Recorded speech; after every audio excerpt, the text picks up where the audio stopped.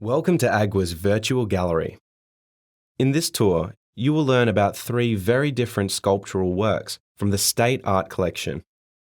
Please sit back, make yourself comfortable, and enjoy seeing things differently at the Art Gallery of Western Australia. 2 Forms in Echelon by Barbara Hepworth. Dame Barbara Hepworth was a British sculptor. She was a pioneering artist who was a key figure in giving abstract sculpture recognition and one of the few women artists to achieve international prominence.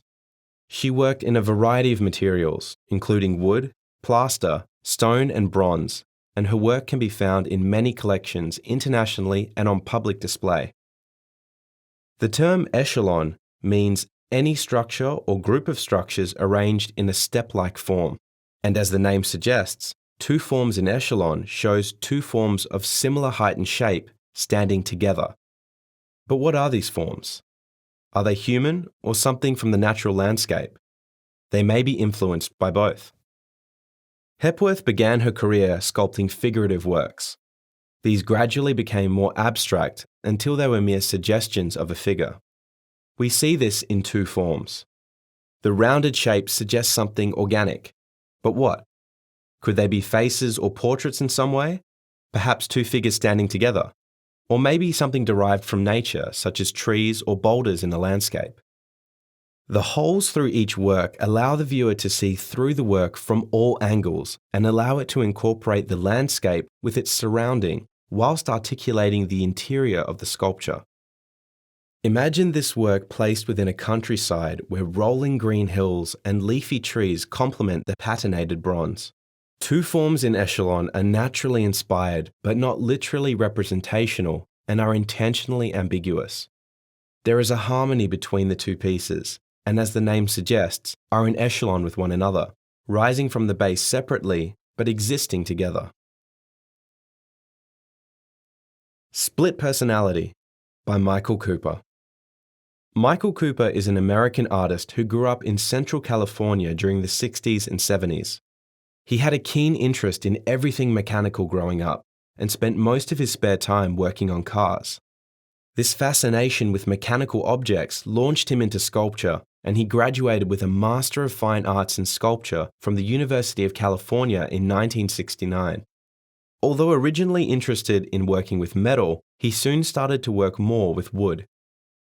Split Personality was made towards the end of a series of sculptures about symbols of violence in American life.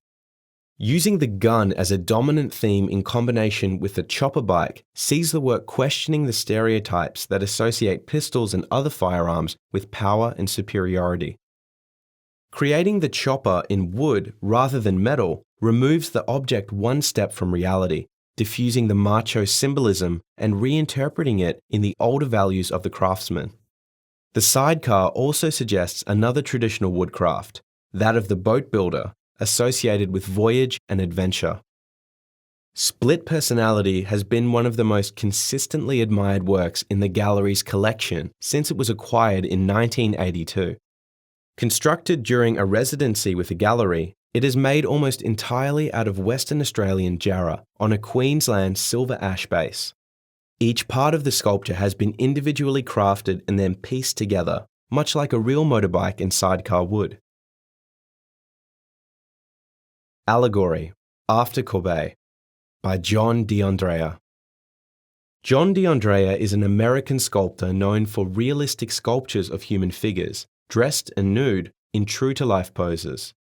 He works with plastic, polyester, silicone rubber, and natural hair, which are painted after casting. His work is widely exhibited and is found in many collections around the world. Allegory, After Courbet is based on Gustave Courbet's 19th century painting, Interior of My Studio, a real allegory summing up 7 years of my life as an artist.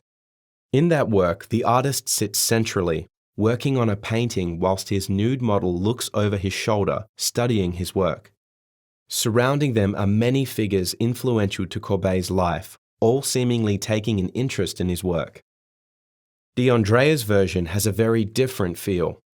The artist, DAndrea, and his model are alone together within the artist's studio.